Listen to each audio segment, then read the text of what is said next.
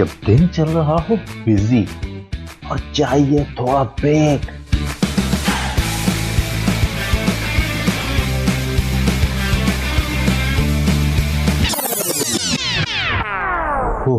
I need a break. तो सुनिए delight delight with RJ Mavastan, Sunday to Thursday 12 to 3 PM।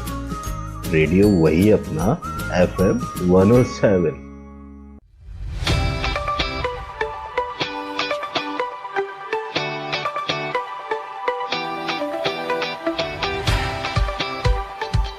Ji listeners, welcome back. आप सुन रहे हैं FM 107 में आपके साथ आपकी प्रेजेंट मावस्तान। और जैसे कि आपको पता ही है कि आज हमारे साथ मौजूद होते हैं ERDC के एक्सपर्ट्स, और आज हमारे साथ हैं सैयद साहल और तुबा आसिम। हेलो, अस्सलाम वालेकुम। वालेकुम अस्सलाम। साहल, कैसे हैं आप? अल्हम्दुलिल्लाह बिल्कुल ठीक ठाक। आप सुनाए पे क्या हाल है? क्या हाल है इस तरफ कोविड के? क्या सूरत हाल चल रही है? सूरत हाल यहाँ पे कुछ ऐसी है कि कंट्रोल तो काफ़ी हद तक हो गया है, लेकिन फिर भी ये कि अंदेशा तो है सेकेंड वेव का, तो उसकी वजह से प्रिकॉशंस लिए जा रहे हैं। और वैसे नॉर्मली फील नहीं हो रहा, लेकिन स्कूल्स की वजह से सिर्फ अंदाज़ा हो रहा है कि बच्चों की अटेंडेंस अभी भी थोड़ी कम है, तो उससे अंदाज़ा हो रहा है कि है कुछ, वरना अब कंट्रोल में है काफ़ी हद तक सिचुएशन। अच्छा, अल्हम्दुलिल्लाह बिल्कुल। जी जी, हमारे साथ तुबा हैं। तुबा को वो कहते हैं वेलकम, आज पहली दफ़ा हमें ज्वाइन करने वाली हैं तुबा आसिम। जी अस्सलाम वालेकुम। वालेकुम अस्सलाम। तुबा, कैसी हैं आप? अल्हम्दुलिल्लाह, आप कैसी हैं माविश? अल्हम्दुलिल्लाह, मैं भी बिल्कुल ठीक ठाक। और हमारी कोशिश होती है कि जब भी हमें पहली दफ़ा आपके इदारे से कोई ज्वाइन करता है तो थोड़ा सा हम उनका इंट्रोडक्शन लेते हैं अपने सुनने वालों के लिए। तो थोड़ा सा तुबा आप भी अपना कुछ हमें बताइए कि कब से हैं आप यहाँ?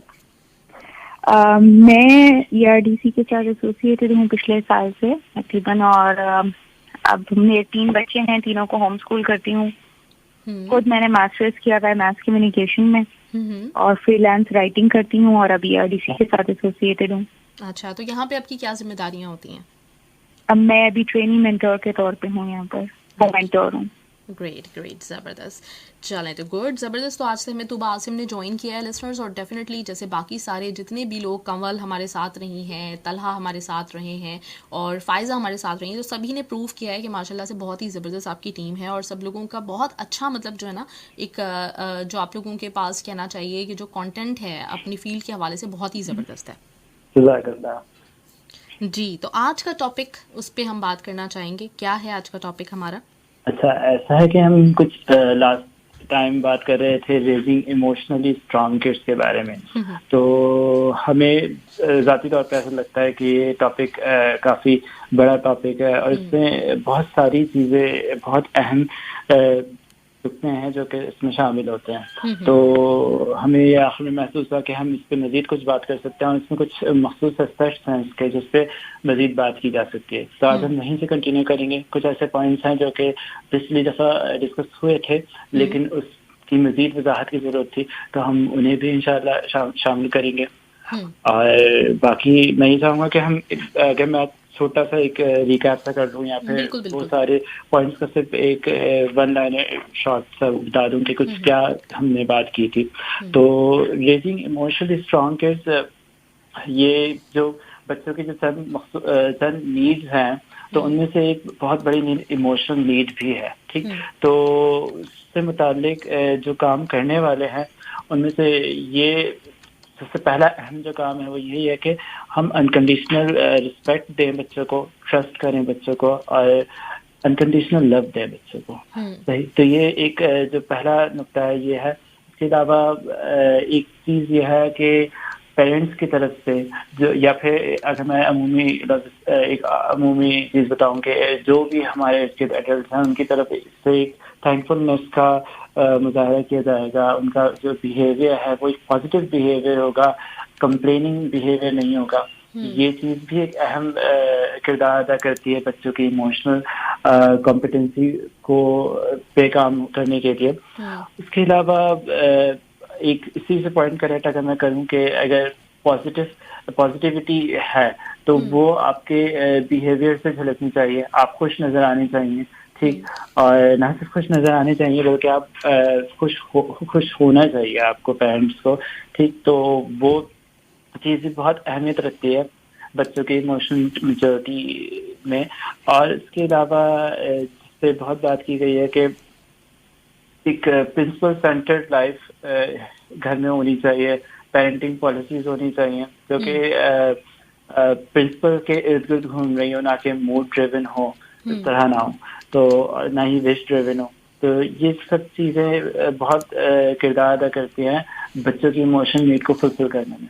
और ये एक ऐसी नीड है जो कि सबसे ज्यादा अनआइडेंटिफाइड है, ये कहना चाहिए इसके लिए, और इसको सबसे कम केटर किया गया है, मतलब। और ये बहुत ज्यादा अपने नेगेटिव इम्पैक्ट के साथ अडल्ट लाइफ में जाहिर होती है। इस तरीके से लास्ट टाइम बात हुई थी कि अगर आपके लिए बुरा मानना बहुत आसान है, अगर आप किसी का क्रिटिसिज्म बर्दाश्त नहीं कर सकते, आप उस क्रिटिसिज्म के नतीजे में टूट जाते हैं, या फिर आपका मुसलसल एक नेगेटिव और कंप्लेनिंग बिहेवियर है, आपका अपने इमोशंस पे कंट्रोल नहीं है, मतलब आपको ये नहीं पता कि आप अपनी खुशी का इजहार किस तरह से करेंगे या फिर आप अपने गम का इजहार किस तरह से करेंगे, और अपने गुस्से को चैनलाइज किस तरह करेंगे, ठीक, गुस्से पे कंट्रोल नहीं है। तो ये जो चीजें हैं, ये इस बात की इंडिकेशन है कि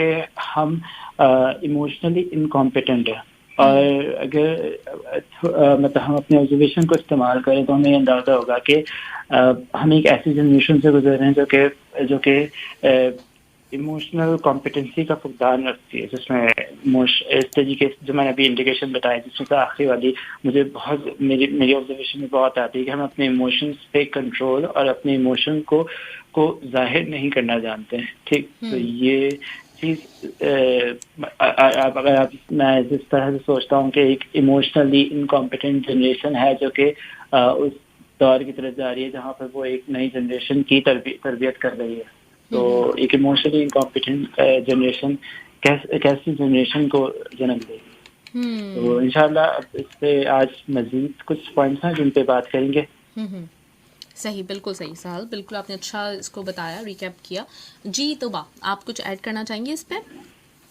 जी बिल्कुल, मैं बस यही कह रही थी कि सहल ने वैसे तो अभी बहुत अच्छे तरीके से इसको रिकैप कर दिया, और पिछले प्रोग्राम में बहुत ही जामे अंदाज में इस पर बात हुई थी कि इमोशनल इनकॉम्पिटेंस किन प्रॉब्लम्स को जन्म देती है।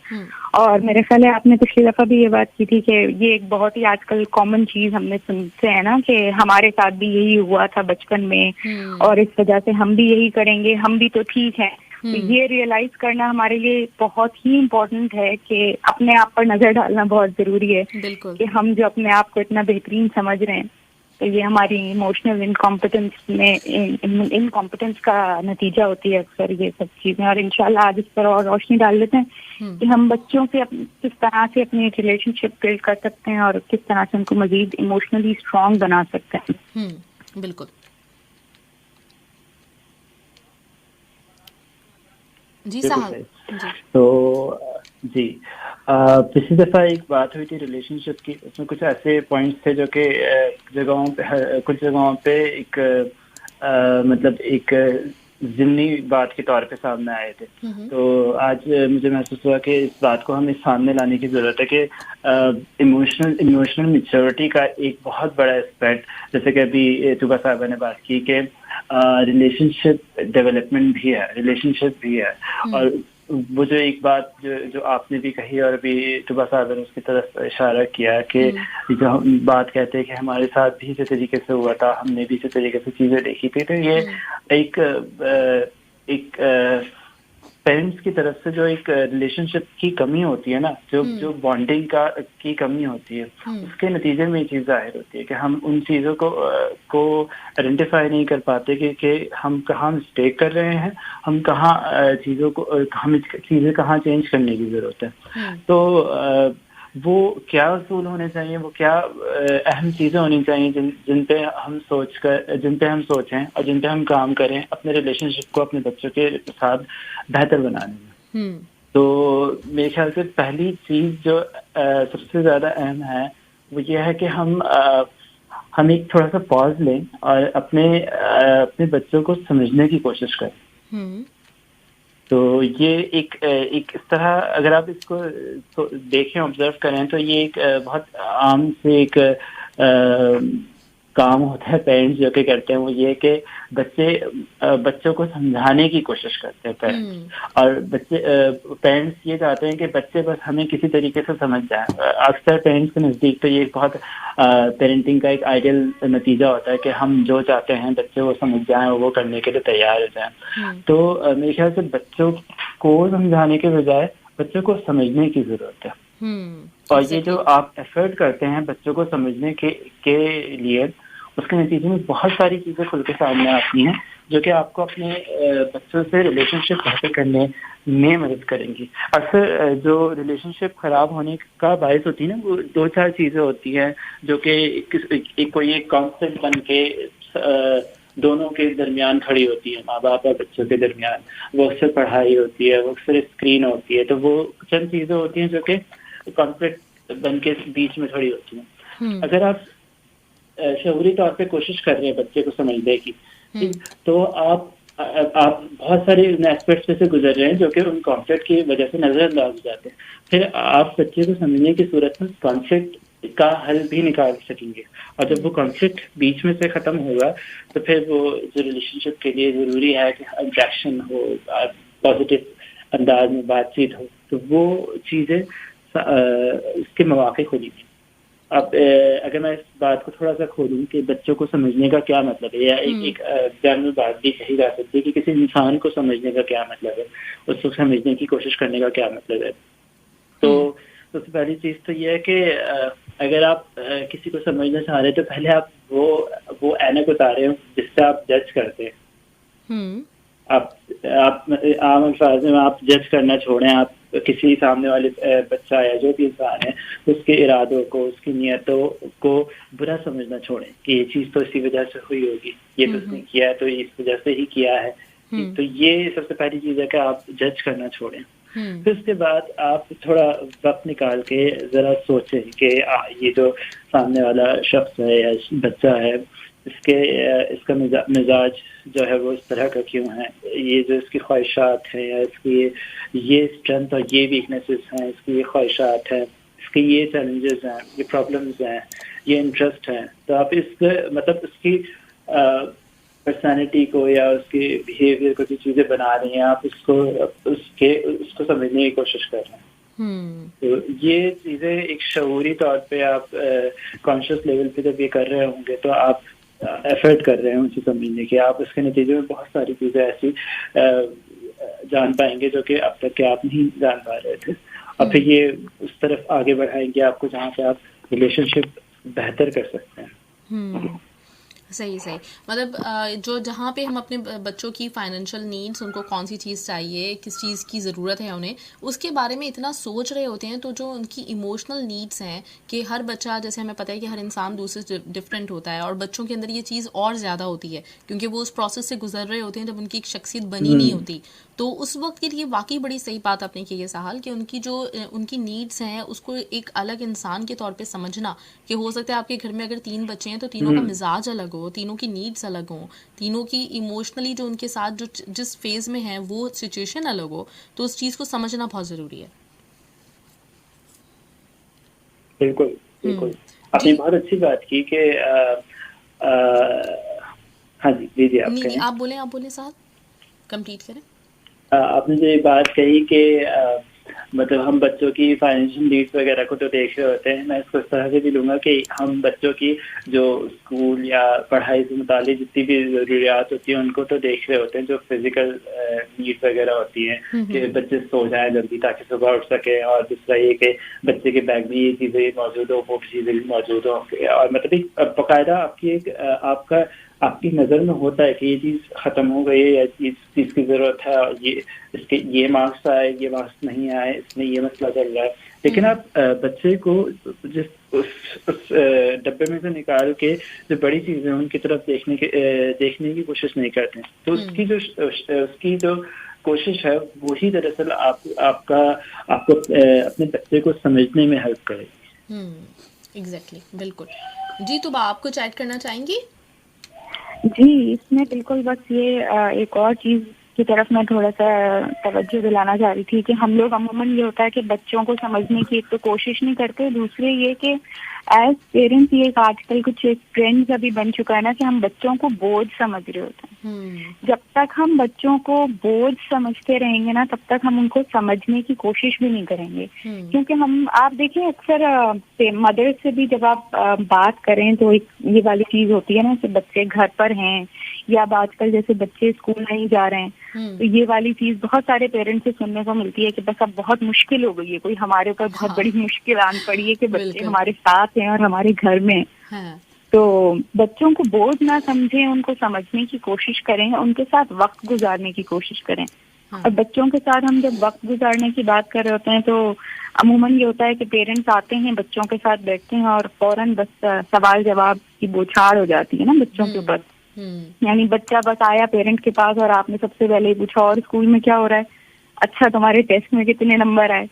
मतलब उसका फिर नतीजा ये होता है कि बच्चे अवॉइड करने लगते हैं पेरेंट्स के साथ बैठना और उनको फिर ये होता है कि छोड़ो इनके साथ तो बैठेंगे ना तो हमारी जिराई शुरू हो जाएगी कि क्या किया क्या नहीं किया, जैसे सवाल जवाब का एक सेशन। तो बच्चों के साथ वक्त गुजारने के लिए बहुत जरूरी है कि हम उनके एजेंडे पर उनके साथ टाइम गुजारें। जो वो करना चाह रहे हैं, बच्चों के साथ खेलना है या जो भी बोर्ड गेम्स वगैरह किसी भी चीज में आप उनके साथ वक्त गुजारें ताकि उनके साथ आपकी एक अंडरस्टैंडिंग डेवलप हो, बॉन्डिंग डेवलप हो। एग्जैक्टली बिल्कुल सही। अच्छा तो भाई इस बात पे मैं एक बात ऐड भी करना चाहूँगी, अक्सर जो है ना वो जो आपने कहा कि पेरेंट्स जो हैं वो कंप्लेनिंग होते हैं, तो पेरेंट्स की तरफ से ये कंप्लेन वाकई बहुत ज़्यादा होती है कि बच्चे घर पे हैं, ज़िंदगी मतलब अजीब सी हो गई है, पूरे दिन बच्चे शोर मचाए रखते हैं ये वो। तो ये सारी चीज़ें एक तरफ तो पेरेंट्स इसका रोना रोते हैं, बाकी मतलब जो मैंने जो चीज़ ऑब्जर्व की है वो मुझे ऐसा लगता है कि पेरेंट्स के लिए ये बात बहुत काबिल फ़ख्र भी होती है कि हमारे बच्चे बहुत शोर मचाते हैं, हमारे बच्चे बहुत ज़्यादा शरारती हैं, क्योंकि लोगों ने इस चीज़ को ना मतलब वो बना लिया है कि अगर बच्चा बहुत ज़्यादा शरारतें करता है तो इट्स मीन कि वो बहुत ज़्यादा इंटेलेक्चुअल है, बहुत इंटेलिजेंट है। अगर वो शरारतें नहीं करता तो वो फिर बच्चा जो है वो नहीं है, मतलब उसका जहानत नहीं है उस बच्चे में। तो ये एक है फैक्ट कि बच्चों को खुद मोटिवेट भी किया जाता है कि वो शरारतें करें, फिर उसके बाद ये एक चीज़ होती है जो दिखने में आ रही होती है। तो थोड़ा सा इसके बारे में भी आप बताइए कि ये जो बिहेवियर है कि आप बच्चों को टाइम देंगे तो डेफिनेटली अच्छी तरबियत कर रहे होंगे तो वो आपका जीना हराम भी नहीं करेंगे, जिसको आम लफ्जों में कहा जाता है। बिल्कुल, मेरे ख्याल है पर्सपेक्टिव की बात है कि हम बच्चों को अपना बोझ समझते रहते हैं और आपने बिल्कुल सही कहा कि हम ये भी एक आजकल एक ट्रेंड बन गया है ये कहना कि मेरे बच्चे तो बहुत ही शरारती हैं। यानी हम शायद ये कह रहे होते हैं कि वो बहुत इंटेलिजेंट हैं या ये, और दूसरी तरफ हमारी शिकायतें भी साथ साथ चल रही होती हैं। मतलब ये भी एक फैशन बन गया। आप सोशल मीडिया पे भी देखें, मदर्स के ग्रुप्स पे भी अगर आप ऑब्जर्व करें तो एक फैशन सा बना हुआ है ये कहना कि बस बच्चे घर पे हैं तो कोई बहुत बड़ी प्रॉब्लम है हमारे लिए, क्योंकि वो तो बैठते ही नहीं है और हमें बैठने ही नहीं देते हैं और हम उनसे एक अलग जिंदगी जीना चाह रहे होते हैं। मतलब कि ये हमें तंग ही ना करें, ये शरारतें भी करते रहें मगर हमें भी अपना काम करने दें। मतलब आपस में आप बच्चों के साथ टाइम गुजारना, यानी आप लोग सेपरेट लाइफ समझे, पेरेंट्स है ना वो बच्चों से जी रहे होते हैं और उनको अपनी जिंदगियों में इन्वॉल्व नहीं करते और खुद उनकी जिंदगियों में इन्वॉल्व नहीं होते, ना उनको समझते हैं और ना उनके साथ वक्त गुजारने को प्रेफर करते हैं ना। आजकल तो बल्कि मैं देखती हूँ सब अपनी इतनी जिंदगियों में इतने मसरूफ हो गए हैं कि पेरेंट्स के पास इस बात का भी टाइम नहीं है कि वो बच्चों को प्यार भी कर सकें। जैसे फिजिकल हग कर लें, बच्चों को गले लगा लें, तो उस चीज का भी टाइम नहीं है। बस एक बच्चे को एक ऐसा ऑब्जेक्ट समझ लेते हैं कि बस इसको कंट्रोल करना ही हमारा काम है। एज पेरेंट्स हमारा काम जो है वो बच्चों को कंट्रोल करना है या मॉनिटर करना है कि वो कुछ गलत तो नहीं कर रहे, या बस उनको समझाते रहें। समझने की कोशिशें पीछे चली गई हैं और समझाना जो है वो, बातचीत करना वो बिल्कुल, आजकल तो बातचीत करने का तो हमारे पास वक्त ही नहीं बचता है। और सलमान साहब तो अक्सर अपनी टॉक्स में, आपने शायद अगर ये जुमला उनका सुना हो कि वो कहते हैं माशरे में मकारमा मर रहा है और धौंस दंदना रही है। तो यही काम हम बच्चों के साथ भी कर रहे हैं। सही बात है, बिल्कुल एग्जैक्टली। और आजकल हमें मतलब ये जो एक दौर है पूरा ये शो ऑफ करने का दौर है, तो इसमें हमने हर चीज़ को ये जरिया समझ लिया, हम बच्चों के जरिए भी दूसरों के ऊपर बेसिकली शो ऑफ कर रहे होते हैं कि हमारे बच्चे ऐसे हैं। हम लोग मतलब उनको अपने आप जिस तरह हम एक तरबियत करनी है, जिस तरह से लेके चलना है, वो चीज़ नहीं होती। सिर्फ और सिर्फ वो भी हमारे लिए दुनिया को दिखाने की चीज़ बन गई है कि हमारे बच्चे पढ़ाई में बहुत ज़बरदस्त हैं, शरारती भी बहुत हैं और ये भी है, तो उस चीज़ की वजह से ज़्यादा मसाइल पैदा होते हैं। जी साहल। ये स्कूल्स की बात चल रही थी और शुरू में भी हमारी बात हुई कि आपने बताया कि स्कूल से ही अंदाजा हो रहा है कि कोविड वगैरह की सूरत हाल का। तो मैं ये काफी नोट कर रहा हूँ कि जिस तरह अभी तुबा साहब ने कहा कि बच्चों को अक्सर बोझ समझा जाता है, और दूसरा ये कि ये जब स्कूल बंद हुए तो फिर तो ये जिस पेरेंट्स से पूछो अगर कुछ भी पूछें तो वो इनडायरेक्टली वहां तक बात पहुंच जाती है कि भाई बच्चे घर पे हैं। तो क्योंकि एक मुझे ऐसा लगता है कि रिलेशनशिप के में जो एक बहुत बड़ा मसला है वो स्कूल का घर तक पहुंच जाना, या स्कूल की जितनी भी मेथडोलॉजी है और स्कूल की जो स्कूल का जो पूरा तो कहेंगे कि स्कूल जिस तरीके से चलता है उस तरह की सारी मॉनिटरिंग वगैरह जो घर तक पहुंच चुकी है, तो उसकी वजह से रिलेशनशिप बहुत खराब होते हैं। और रिलेशनशिप, या ये जुमला इस्तेमाल करना चाहिए कि ये रिलेशनशिप डेवलप ही नहीं हो पाते, जो बहुत छोटी उम्र में बच्चे जो है स्कूल पहुंच जाते हैं और फिर उसके बाद जिस तरह तुबा सागर ने कहा कि बस यही चल रहा होता है कि आज क्या किया, आज क्या नहीं किया, कैसा किया टेस्ट और इस तरह की बातें। और फिर वो एक पॉइंट आता है कि आपके पास कुछ और मौज़ूआत नहीं रहते बात करने के लिए, और आप इतने फिक्स्ड हो चुके थे इस चीज में कि बच्चे को भी पता है कि एक मैकेनिक कन्वर्सेशन है जो कि कहीं नहीं जाने वाला, बस इस पे यहीं पे बात होगी, ठीक। और ज्यादा से ज्यादा हो गया तो वो जिस तरह शुरू में बात हुई थी कि बस थोड़ी बहुत नीड पे बात हो जाएगी कि भाई ये चीज इसमें मिसाइल चल रहे हैं तो इसको कवर करने के लिए ये चीज की जा सकती है। तो एक तो ये चीज, अब मुझे लगता है कि ये बहुत अच्छा मौका है कि अगर आपके बच्चे घर पे हैं और स्कूल नहीं जा रहे हैं तो ये बहुत अच्छा मौका है कि आप वो कॉन्शियस एफर्ट करना शुरू करें उन्हें समझने की। जब आप उन्हें समझ रहे होंगे, आप उनके इंटरेस्ट और उनकी स्ट्रेंथ और उनके वीकनेसेस को समझ रहे होंगे, तो आप को मजीद मौके भी मिलेंगे काम करने के उनके साथ, और दूसरा मजीद कन्वर्सेशन करने के भी अपॉर्चुनिटीज सामने आएंगी। फिर आप इस पर्सपेक्टिव में उलझ नहीं जाएंगे कि मेरे बच्चे, मतलब आप, मुझे ऐसा लगता है कि ये एक ऐसी चीज है जो आपने बताया ना कि बच्चे बहुत शरारती हैं और वो दुनिया को दिखाने के लिए, क्योंकि आपको पता ही नहीं है कि आपके बच्चे किस तरह के हैं, तो आप जो बन पड़ता है वो आप सामने प्रेजेंट करते हैं। और एक चीज जो मैंने अभी स्कूल से मुतालिक बात की कि जो चीज स्कूल से घर पे आई है वो मॉनिटरिंग है।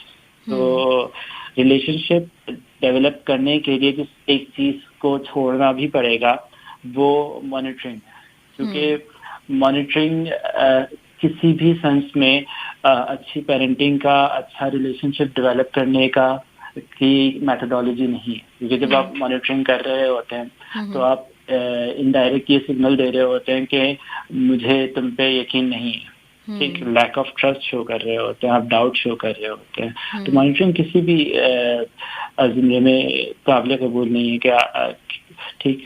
तो वो इस तरह की हो कि आप ये देख रहे हो कि उसने किस तरह के मतलब आप वो दोस्त के साथ बच्चा गया था या दोस्त के साथ बैठा था तो आप पीछे से ओवर हेयर करने की कोशिश कर रहे हो, या आप उसके गैजेट्स को चेक कर रहे हो।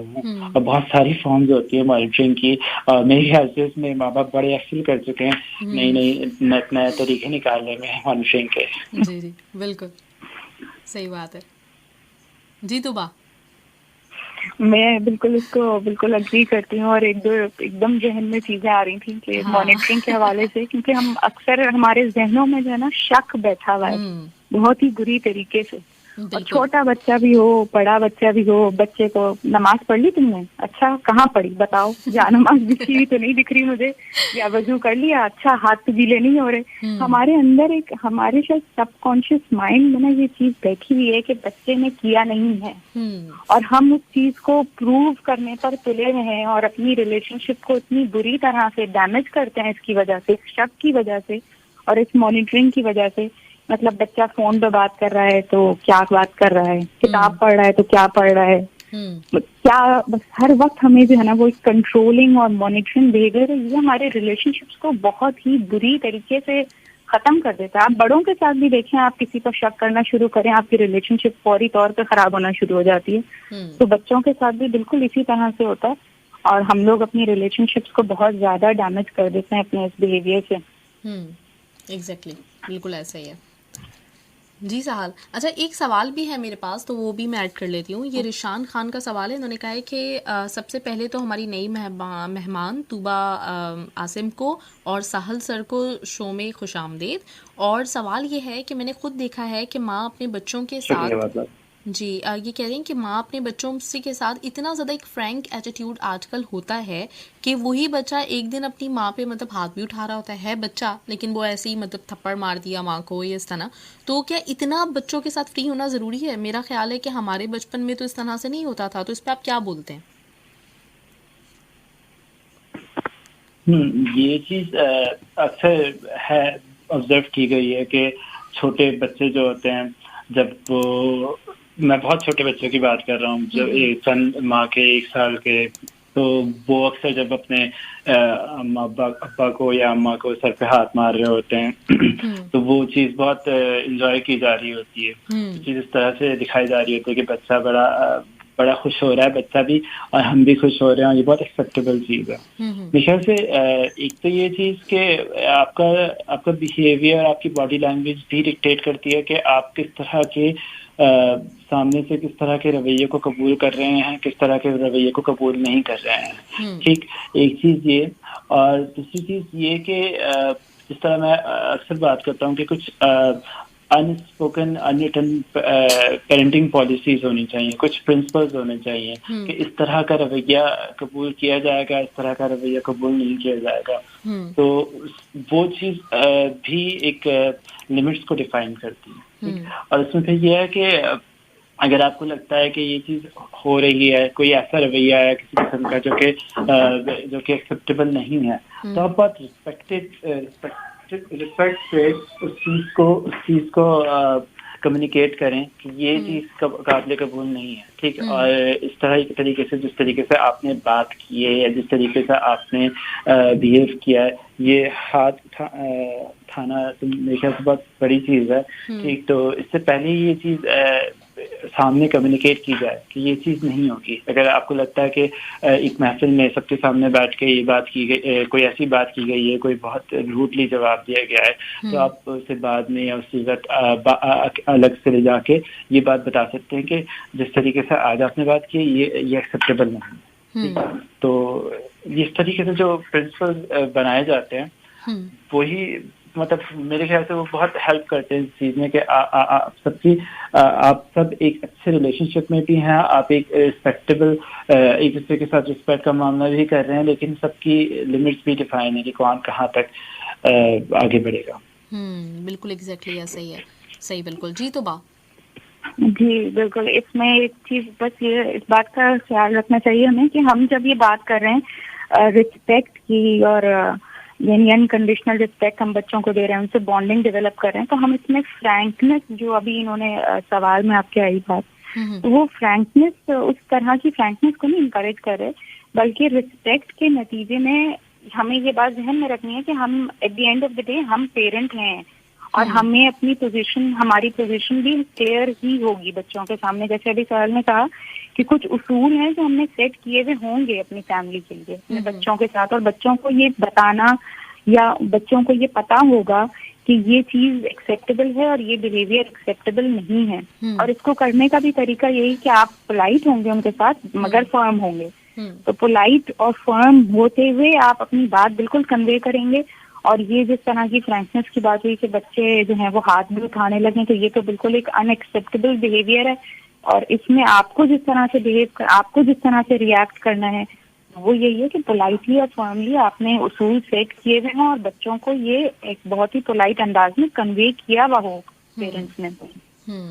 एग्जैक्टली बिल्कुल सही बात है। और आप दोनों ने बिल्कुल जिस चीज़ की ज़रूरत के ऊपर आपने तवज्जो दिलवाई है कि प्रिंसिपल्स होने चाहिए हमारे घरों में, कि मतलब आपके घरों में कुछ ना कुछ उसूल बने हुए होता। नॉर्मली ये है हमारे माशरे में, अगर हम देखें कि हम लोग अपनी ज़िंदगी को ना तजुर्बाती तौर पे गुजार रहे होते हैं कि ये सारी जो मुझे, इसीलिए मैं हमेशा आप लोगों को बहुत इस बात का क्रेडिट भी देती हूँ कि आप लोग इस वक्त बहुत अच्छा काम कर रहे हैं, माशरे की उस तरफ तवज्जो दिला रहे हैं जिस चीज़ की तरफ लोगों ने सोचना ही छोड़ दिया था। हम लोग सब अपनी ज़िंदगी को एज अ तजुर्बा कि अच्छा चलो ये करके देखते हैं, शायद ये वाला फार्मूला बच्चों के साथ चल जाए, ये डर जाएं और हमारी बात मान लिया करें। कभी हम डर से तजुर्बा करते हैं, कभी हम उनको लालच दे के तजुर्बा करते हैं। हमारी ज़िंदगी तजुर्बाती तौर पे चल रही होती है, तो हमारे पास वो उसूल, वो बिल्कुल प्रिंसिपल्स हैं ही नहीं। बिल्कुल। जी। बिल्कुल। मेरे जहन में एक बात आई जो कि आपने तजुर्बे की बात की है। बहुत सच्ची बात है कि हम मोस्टली सारे पेरेंट्स तजुर्बाती पेरेंटिंग कर रहे हैं, और इस तजुर्बे का जो रिजल्ट जो मतलब उसके नतीजे में जो सबसे ज्यादा अफेक्ट होता है वो उनका पहला बच्चा होता है। बहुत से बिल्कुल। पेरेंट्स दूसरे बच्चे तक या तीसरे बच्चे तक समझ जाते हैं कि क्या करने वाले काम है, क्या करने वाले नहीं काम है। एक एग्जैक्टली। तजुर्बा जो पेरेंट्स बहुत करते हैं, मैं जब इसके बारे में सोच रहा था तो मुझे ऐसा लगा कि ये कुछ इस तरह की चीज है कि इमोशनल शॉक। मतलब आप बच्चे को ब्लैकमेल करते हैं किस तरीके से, या फिर इसके लिए क्या ये लफ्ज भी हो सकता है कि आप कंडीशन कर रहे होते हैं या इमोशनली ब्लैकमेल कर रहे होते हैं। अपने ऊपर फिजिकली डिपेंडेंट करने के साथ साथ आप इमोशनली डिपेंडेंट भी कर रहे होते हैं कि मैं घर छोड़ के चले जाऊंगा, या फिर मैं मर जाऊंगा तो फिर तुम लोगों का देखना क्या होगा। और इस तरह के जुमले इस्तेमाल कर रहे होते हैं जिससे आप ये जाहिर कर रहे होते हैं कि मेरी प्रेजेंस ना होने में तुम लोग कितने मतलब मेरी प्रेजेंस है जिसकी वजह से तुम लोग यहाँ पे इस तरीके से मौजूद हो और इस तरीके से चीजें चला रहे हो। ठीक है, अगर मैं नहीं हूँगा तो पता नहीं क्या होगा। तो मुझे ऐसा लगता है कि इमोशनल डिपेंडेंट कर रहे होते हैं। दूसरा ये कि आप मतलब आप बच्चे को जिस तरह के हम बात करें कि इमोशनल मैच्योरिटी आए कि वो अपनी गुस्से को अपनी खुशी को चैनलाइज करना सीखे, उसका इजहार करना सीखे, तो आप उसके मुवाफे अपनी मैनिपुलेशन से या अपनी जज्बात की मदद से आप उसको पूरा खराब कर रहे होते हैं। आप उसके सामने शोर शराबा करते हैं, बच्चे के सामने आप बच्चे को कभी आप नकली गुस्सा करते हैं, कभी आप वाकईतन गुस्सा करते हैं, और फिर आप कभी जो है ना अब्बा जो होते हैं वो अक्सर जो है ना गुस्से में कमरा मतलब घर से निकल से आते दरवाजा पटकते हुए, और फिर अम्मा कहती हैं कि अब्बा चलेगा, अब नहीं आएंगे कभी। तो वो एक जो इमोशनल ब्लैकमेल होता है, मुझे लगता है कि ये बहुत असरअंदाज होता है, क्योंकि बच्चे बज़ाहिर ठीक है कि जो आप बात कहना चाह रहे थे, जो बात आप उन्हें समझाना चाह रहे थे, वो बच्चे उस वक्त इस तरह के स्टेट में आ जाएंगे कि आपकी बात समझ जाएंगे, आपकी बात सुन जाएंगे, लेकिन वो बच्चों के जहन में वो नक्श हो जाती है वो चीज़ के हमारे अम्मा अब्बा इस तरीके से हमें इमोशनल लेवल पे इस तरीके से चलाते थे। और वो एक मतलब आप एक fake situation, artificial situation create करके आप उनके इमोशंस निकलवा के फिर उसको इस्तेमाल कर रहे हैं अपने लिए। एग्जैक्टली बिल्कुल। मतलब ये चीज़ होती है बहुत ज़्यादा, जो एक मतलब नॉर्मली माओं का तो ये बहुत ज़्यादा हरबा होता है, क्योंकि माएँ थोड़ा सा ज़्यादा इमोशनल होती भी हैं और करती भी हैं, तो उनका होता है कि मैं नहीं रहूँगी जब तुम्हें पता चलेगा। तो ये वाली वो चीज़ होती है जिसमें हम मतलब हमें नहीं समझ में आ रही, लेकिन हम अपने बच्चों को अपने ऊपर एक तो डिपेंड करना सिखा भी रहे हैं कि हमारा होना बहुत ज़रूरी है वरना दुनिया ख़त्म हो जाएगी, और बच्चे उसको बहुत नेगेटिव असर ले रहे होते हैं। वो आपकी बात वक्ती तौर पे मान तो लेंगे, लेकिन उनके जहन में एक खौफ बैठ जाएगा जो आप डेवलप कर रहे हैं। बिल्कुल जी तुबा। बिल्कुल बिल्कुल, आप बिल्कुल सही कह रही हैं। और ये आप देखिए कि ये हम किस तरह का एक विशियस साइकिल क्रिएट कर देते हैं ना इसके नतीजे में। यानी आप इमोशनली इनकॉम्पिटेंट थे, तो अब आपके बच्चे जाहिर है क्योंकि उन्होंने यही बिहेवियर देखा है एज अडल्ट, जब वो माशरे में कदम रखेंगे तो वो भी इसी तरीके से इमोशनली इनकॉम्पिटेंट और इमोशनली इमैच्योर होंगे। यानी उन्हें भी अपनी बात मकालमे के जरिए, एक पॉजिटिव मकालमे के जरिए कन्वे करना नहीं आती, फिर वो भी वही धौंस बनाने वाली बात हो जाती है ना कि वो धौंस जमा कर और गुस्से के जरिए और इस तरीके से अपनी बातें मनवाना और अपने फीलिंग्स का इजहार करना भी नहीं आ रहा होता पॉजिटिव अंदाज में। ये एक अजीब विशियस साइकिल हम लोग खुद ही क्रिएट कर देते हैं अपने घरों में, और बड़ा ही खतरनाक हो रहा है ये। बिल्कुल सही बात है।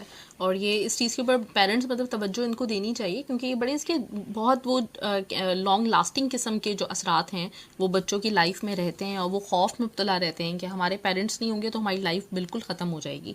तो ये तवज्जो देने वाली चीज़ है। अच्छा, एक चीज़ मेरे पास एक और सवाल आया हुआ है, ये मोइज़ का क्वेश्चन है, और वो कह रहे हैं कि मैं इस तरह की लॉजिक सुनता हूँ तो मुझे काफ़ी मतलब स्ट्रेंज फीलिंग होती है इसको सुन के, कि कैसे हो सकता है कि 1 साल का बच्चा वो आपका गुड और बैड बिहेवियर फील कर सकता हो, उसको समझ में आ रहा हो चीजें कि उसके इर्द गिर्द क्या हो रही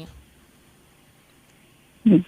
मतलब इनका सवाल ये है कि ये समझना चाह रहे हैं कि 1 साल का बच्चा किस तरीके से हमारे इमोशंस को सेंस करता है, इमोशंस को सेंस करता है, या फिर उसको कैसे पता चलता है कि अगर आपका बिहेवियर उसके साथ अच्छा है बुरा है, इन चीज़ों की तमीज़ एक मतलब 1 साल से लेके कह रहे हैं 3 साल तक के बच्चे जो हैं उनको जब ये कहा जा रहा होता है कि वो असरात लेते हैं हर चीज़ के जो उनके इर्द गिर्द हो रही होती है, तो इनको ये चीज़ स्ट्रेंज लगती है, तो थोड़ा सा वो चाह रहे हैं कि उस पर आप थोड़ा डिस्कस करें। अगर आप वैसे पेरेंट हों तो आप ये बात बहुत ही बेहतरीन अंदाज से आप लोग सब ऑब्जर्व कर सकते हैं कि 1 साल का बच्चा माँ की फ्रस्ट्रेशन को बहुत अच्छे अंदाज में सेंस कर लेता है।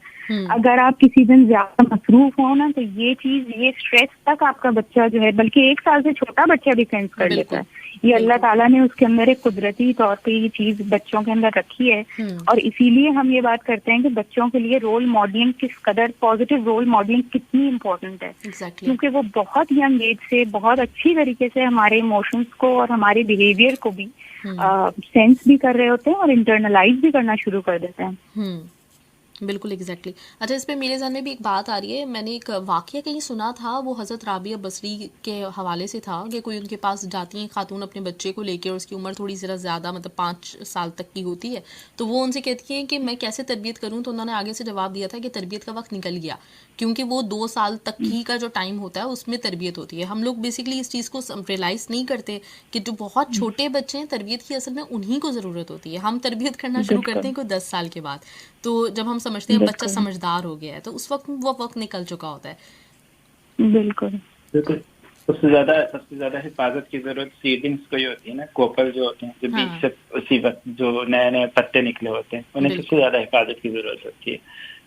बिल्कुल बिल्कुल सही बात है। तो एक चीज में बस एक बात को कहना चाह था, शायद वो इस पूरे टॉपिक का कंक्लूजन भी हो कि रिलेशनशिप की जब हम बात कर रहे हैं, तो जो अभी हमने सारे पॉइंट्स डिस्कस किए कि ये चीजें होनी चाहिए और ये चीजें नहीं करनी है, उसके नतीजे में जो रिलेशनशिप डेवलप होता है उसके 3 लेवल्स होते हैं। एक तो वो पहला बुनियादी लेवल जहाँ पे आपको ऐसा महसूस होता है कि हाँ, मैं और मेरे बच्चे एक ही प्लेन पे हैं, हम एक ही मतलब हमारे बीच कोई किसी किस्म की कोई तशनगी नहीं है, हमारे दरमियान कोई किसी किस्म की कोई ऐसी प्रॉब्लम नहीं है जिससे हम बात पे एक दूसरे से खफा होते हैं। और फिर उसके बाद एक ऐसा लेवल आता है जहाँ पे आपको लगता है कि अब हम फ्रीली एक दूसरे से बात कर सकते हैं, और हम इस हद तक बात कर सकते हैं कि हम एक दूसरे से अपने प्रॉब्लम बआसानी शेयर कर सकते हैं। ये बहुत अहम और बहुत जरूरी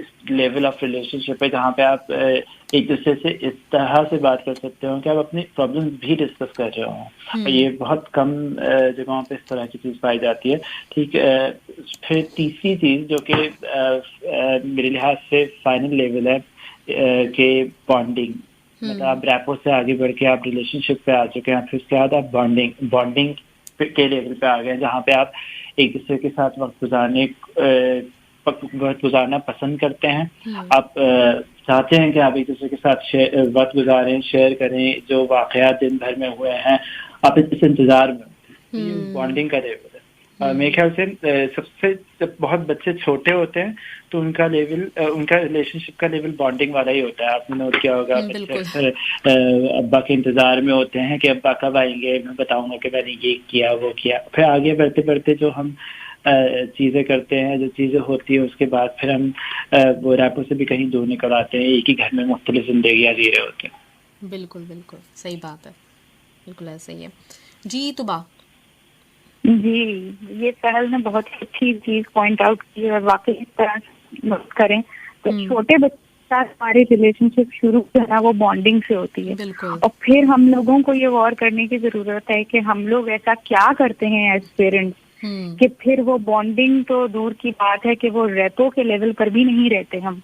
और बच्चे जो हैं, आप टीन एजर्स को देखें तो वो अवॉइड कर बस पेरेंट्स के साथ बैठना ना पड़ जाए, या ये कि जैसे ही आके कमरे में बैठे हैं तो बच्चा चल जाएगा कि अब मुझसे सवाल जवाब शुरू हो जाएंगे, तो बॉन्डिंग तो हम बहुत पीछे छोड़ देते हैं। तो हम लोगों को बहुत इस वक्त जरूरत है इन सब चीजों पर गौर करने की कि हमारी क्या प्रैक्टिसेस हैं जो इस तरह के नताइज बरामद करती हैं, हम लोगों को क्या करना चाहिए। जैसे हमने अभी बहुत सारे पॉइंट डिस्कस किए कि बच्चों के साथ बातचीत करना या उनके साथ वक्त गुजारना उनके अपने एजेंडे पर उनके साथ वक्त गुजारना। फिर फैमिली एक्टिविटीज हम इस तरह से प्लान कर सकते हैं कि जिसमें बच्चों के साथ हम पॉजिटिवली इंगेज हो सकें। बोर्ड गेम्स हैं, है और बातचीत का टाइम निकालना कि फैमिली डिस्कशन सर्कल्स रखें रेगुलर बेसिस पर, कि बातचीत की आदत हो हम लोगों को भी और बच्चों को भी।